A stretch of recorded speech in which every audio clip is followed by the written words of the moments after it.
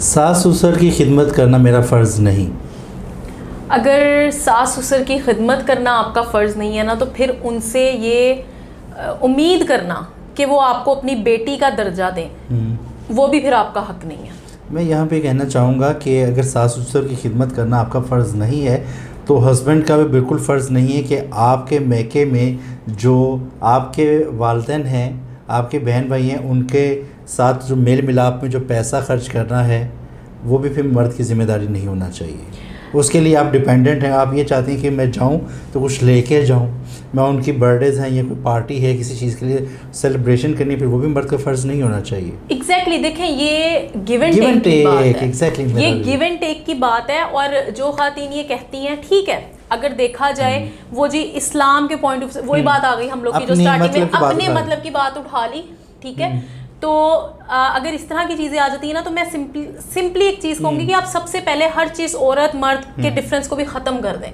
अगर आपके वालिदैन बूढ़े हैं तो अगर आप उनकी एक बात सुन लेंगी ना, वो आपको कहीं लगी नहीं रह जाएगी। फिर इसका मतलब है अगर आप सास ससुर की खिदमत नहीं करी ना, तो फिर आप अपने घर भी ऐसी ही थी, आप अपने पेरेंट्स को भी फिर इसी तरह ट्रीट करती थी, या फिर ये उनकी परवरिश थी।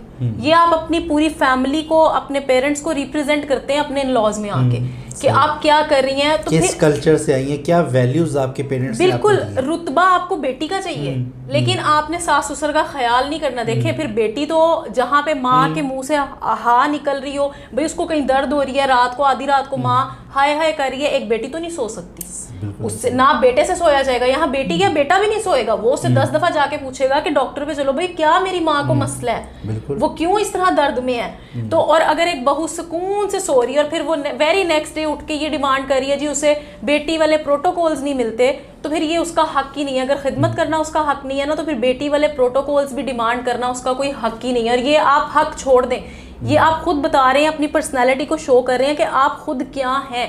आपने भी कल को माँ बाप बनना है, आपने भी इस एज में जाना है जब आपके बच्चे, बहुत सारे पेरेंट्स मैंने ऐसे देखे जिनके सिर्फ एक बेटा होता है, तो जब उनकी एक बहू आएगी, ठीक है, और